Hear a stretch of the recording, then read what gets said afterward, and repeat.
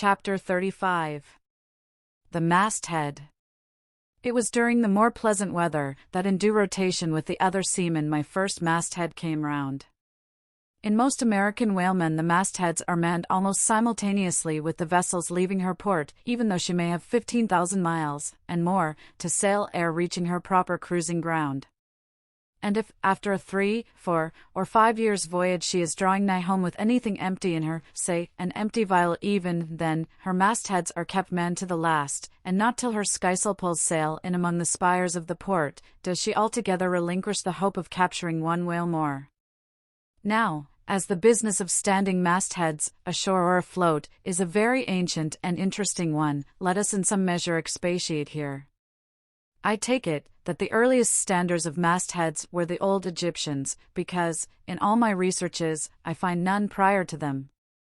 For though their progenitors, the builders of Babel, must doubtless, by their tower, have intended to rear the loftiest masthead in all Asia, or Africa either, yet, ere the final truck was put to it, as that great stone mast of theirs may be said to have gone by the board, in the dread gale of God's wrath, therefore, we cannot give these Babel builders priority over the Egyptians. And that the Egyptians were a nation of masthead standers is an assertion based upon the general belief among archaeologists that the first pyramids were founded for astronomical purposes, a theory singularly supported by the peculiar stair-like formation of all four sides of those edifices, whereby, with prodigious long upliftings of their legs, those old astronomers were wont to mount to the apex, and sing out for new stars, even as the lookouts of a modern ship sing out for a sail, or a whale just bearing in sight. In St. Stylites, the famous Christian hermit of old times, who built him a lofty stone pillar in the desert and spent the whole latter portion of his life on its summit, hoisting his food from the ground with a tackle, in him we have a remarkable instance of a dauntless stander of mastheads, who is not to be driven from his place by fogs or frosts, rain, hail, or sleet, but valiantly facing everything out to the last, literally died at his post. Of modern standers of mastheads we have but a lifeless set, mere stone, iron, and bronze men, who, though well capable of facing out a stiff gale, are still entirely incompetent to the business of singing out upon discovering any strange sight. There is Napoleon, who, upon the top of the column of Vendôme, stands with arms folded, some 150 feet in the air, careless, now, who rules the decks below, whether Louis Philippe, Louis Blanc, or Louis the Devil. Great Washington, too, stands high aloft on his towering mainmast in Baltimore, and like one of Hercules' pillars, his column marks that point of human grandeur beyond which few mortals will go. Admiral Nelson, also, on a capstan of gunmetal, stands his masthead in Trafalgar Square, and ever when most obscured by that London smoke, token is yet given that a hidden hero is there, for where there is smoke, must be fire. But neither great Washington, nor Napoleon, nor Nelson, will answer a single hail from below, however madly invoked to befriend by their counsels the distracted decks upon which they gaze, however it may be surmised, that their spirits penetrate through the thick haze of the future, and descry what shoals, and what rocks must be shunned. It may seem unwarrantable to couple in any respect the masthead standers of the land with those of the sea, but that in truth it is not so, is plainly evinced by an item for which Obed Macy, the sole historian of Nantucket, stands accountable.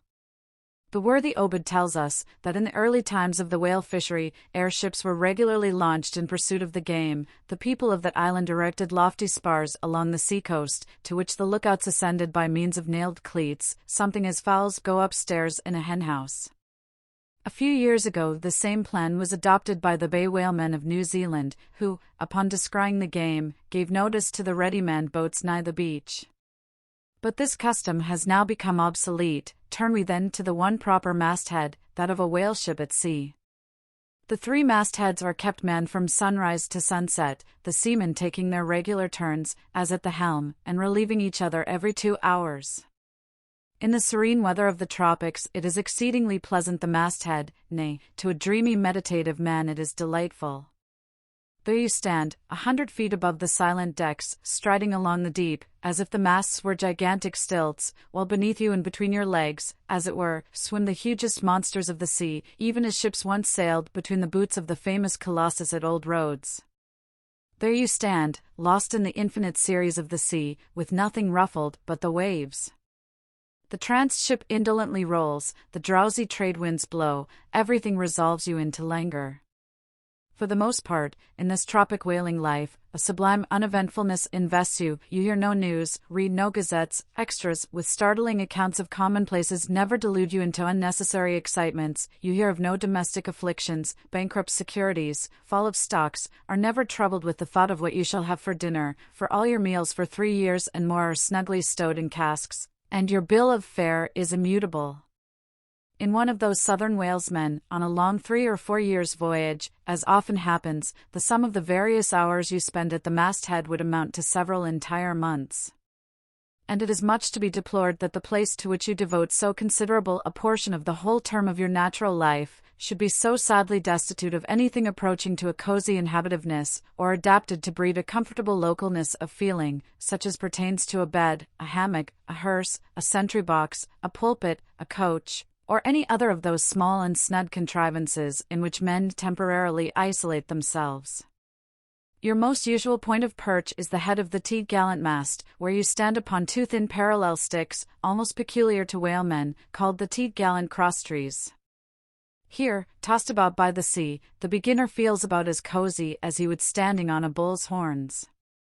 To be sure, in cold weather you may carry your house aloft with you, in the shape of a watchcoat, but properly speaking the thickest watchcoat is no more of a house than the unclad body, for as the soul is glued inside of its fleshy tabernacle, and cannot freely move about in it, nor even move out of it, without running great risk of perishing, like an ignorant pilgrim crossing the snowy Alps in winter, so a watchcoat is not so much of a house as it is a mere envelope, or additional skin, encasing you. You cannot put a shelf or chest of drawers in your body, and no more can you make a convenient closet of your watchcoat. Concerning all this, it is much to be deplored that the mastheads of a southern whale ship are unprovided with those enviable little tents or pulpits, called crow's nests, in which the lookouts of a Greenland whaler are protected from the inclement weather of the frozen seas. In the fireside narrative of Captain Sleet, entitled A Voyage Among the Icebergs, in quest of the Greenland whale, and incidentally for the rediscovery of the lost Icelandic colonies of Old Greenland, in this admirable volume, all standers of mastheads are furnished with a charmingly circumstantial account of the then recently invented crow's nest of the glacier, which was the name of Captain Sleet's good craft. He called it the Sleet's crow's nest, in honor of himself, he being the original inventor and patentee, and free from all ridiculous false delicacy, and holding that if we call our own children after our own names, we fathers being the original inventors and patentees, so likewise should we denominate after ourselves any other apparatus we may beget. In shape, the Sleet's crow's nest is something like a large tierce or pipe. It is open above, however, where it is furnished with a movable side screen to keep to windward of your head in a hard gale. Being fixed on the summit of the mast, you ascend into it through a little trap hatch in the bottom. On the after side, or side next the stern of the ship, is a comfortable seat, with a locker underneath for umbrellas, comforters, and coats. In front is a leather rack, in which to keep your speaking trumpet, pipe, telescope, and other nautical conveniences. When Captain Sleet in person stood his masthead in this crow's nest of his, he tells us that he always had a rifle with him, also fixed in the rack, together with a powder flask and shot, for the purpose of popping off the stray narwhals, or vagrant sea unicorns infesting those waters, for you cannot successfully shoot at them from the deck owing to the resistance of the water, but to shoot down upon them is a very different thing.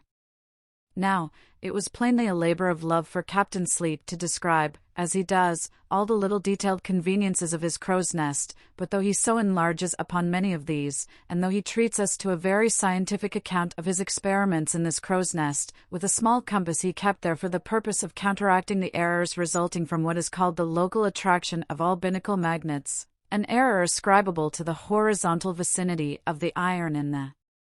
ship's planks, and in the glacier's case, perhaps, to there having been so many broken-down blacksmiths among her crew, I say, that though the captain is very discreet and scientific here, yet, for all his learned binnacle deviations, azimuth compass observations, and approximate errors, he knows very well, Captain Sleet, that he was not so much immersed in those profound magnetic meditations, as to fail being attracted occasionally towards that well-replenished little case bottle, so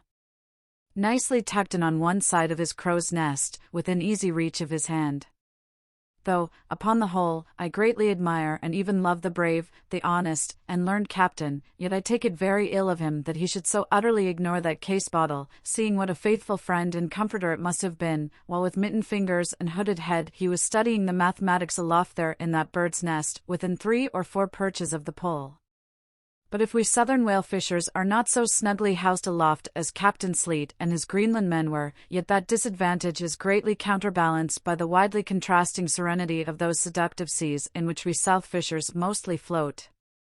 For one, I used to lounge up the rigging very leisurely, resting in the top to have a chat with Queequeg, or anyone else off duty whom I might find there, then ascending a little way further, and throwing a lazy leg over the topsail yard, take a preliminary view of the watery pastures, and so at last mount to my ultimate destination. Let me make a clean breast of it here, and frankly admit that I kept but sorry guard. With the problem of the universe revolving in me, how could I, being left completely to myself at such a thought-engendering altitude, how could I but lightly hold my obligations to observe all whale ships' standing orders, keep your weather eye open, and sing out every time? And let me in this place movingly admonish you, ye shipowners of Nantucket. Beware of enlisting in your vigilant fisheries any lad with lean brow and hollow eye, given to unseasonable meditativeness, and who offers to ship with a faden instead of bowditch in his head. Beware of such an one, I say. Your whales must be seen before they can be killed, and this sunken-eyed young Platonist will tow you 10 wakes round the world, and never make you 1 pint of sperm the richer. Nor are these monitions at all unneeded. For nowadays, the whale fishery furnishes an asylum for many romantic, melancholy, and absent-minded young men, disgusted with the carking cares of earth, and seeking sentiment in tar and blubber. Childe Harold not unfrequently perches himself upon the masthead of some luckless, disappointed whale ship, and in moody phrase ejaculates, "Roll on, thou deep and dark blue ocean, roll. 10,000 blubber hunters sweep over thee in vain." Very often do the captains of such ships take those absent-minded young philosophers to task, upbraiding them with not feeling sufficient interest in the voyage, half hinting that they are so hopelessly lost to all honorable ambition, as that in their secret souls they would rather not see whales than otherwise. But all in vain. Those young Platonists have a notion that their vision is imperfect, they are short-sighted. What use, then, to strain the visual nerve? They have left their opera glasses at home. "Why, thou monkey," said a harpooner to one of these lads, "we've been cruising now hard upon 3 years, and thou hast not raised a whale yet. Whales are scarce as hen's teeth whenever thou art up here." Perhaps they were, or perhaps there might have been shoals of them in the far horizon, but lulled into such an opium-like listlessness of vacant, unconscious reverie is this absent-minded youth by the blending cadence of waves with thoughts, that at last he loses his identity, takes the mystic ocean at his feet for the visible image of that deep, blue, bottomless soul, pervading mankind and nature, and every strange, half-seen, gliding, beautiful thing that eludes him, every dimly discovered uprising fin of some undiscernible form, seems to him the embodiment of those elusive thoughts that only people the soul by continually flitting through it. In this enchanted mood, thy spirit ebbs away to whence it came, becomes diffused through time and space, like Cranmer's sprinkled pantheistic ashes, forming at last a part of every shore the round globe over. There is no life in thee, now, except that rocking life imparted by a gently rolling ship, by her, borrowed from the sea, by the sea, from the inscrutable tides of God. But while this sleep, this dream is on ye, move your foot or hand an inch, slip your hold at all, and your identity comes back in horror. Over Discartian vortices you hover. And perhaps, at midday, in the fairest weather, with one half-throttled shriek you drop through that transparent air into the summer sea, no more to rise forever. Heed it well, ye pantheists!